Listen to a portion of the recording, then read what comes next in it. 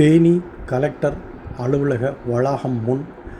தமிழக விவசாயிகள் பாதுகாப்பு சங்கம் சார்பில்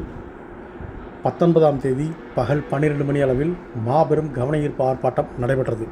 தேனி மாவட்ட தமிழக விவசாயிகள் பாதுகாப்பு சங்கம் சார்பில் தமிழகம் முழுவதும் கறிக்கோழி பண்ணை விவசாயிகளை ஒருங்கிணைத்து கறிக்கோழி உற்பத்திக்கு கூலி உயர்வு கேட்டு கறிக்கோழி குஞ்சுகளை உற்பத்தி செய்யும் தனியார் நிறுவனங்கள் திட்டமிட்டு விவசாயிகளை அச்சுறுத்தும் வகையில் விவசாயிகளிடமிருந்து காசோலை மற்றும் பாண்டு பேப்பர் மூலம் ஒப்பந்தம் எழுதி பெற்றுக்கொண்டு கறிக்கோழி பண்ணை விவசாயிகள் கேட்ட கூலித்தொகையை வழங்காததால் விவசாயிகள் ஒருங்கிணைந்து கோழி குஞ்சுகளை இறக்க வேண்டாம் என முடிவு செய்து கறிக்கோழி உற்பத்திக்கான கூலி உயர்வு பேச்சுவார்த்தை முடிந்த பின் குஞ்சுகளை இறக்கி தொழில் செய்யலாம் என தெரிவித்தும் அதற்கான நடவடிக்கை எடுக்கவில்லை என பல ஆண்டுகளாக கோரிக்கை வைத்து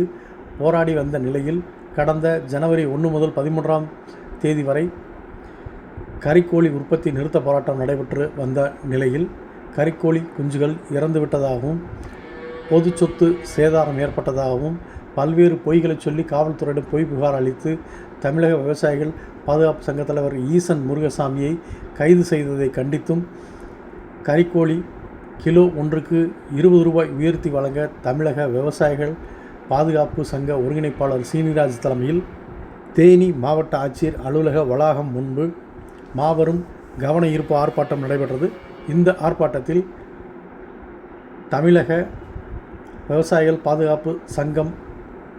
மற்றும் கறிக்கோழி வளர்ப்பு விவசாயிகள் என 100க்கும் மேற்பட்டோர் கலந்து கொண்டு கவன ஈர்ப்பு ஆர்ப்பாட்டத்தில் ஈடுபட்டனர்.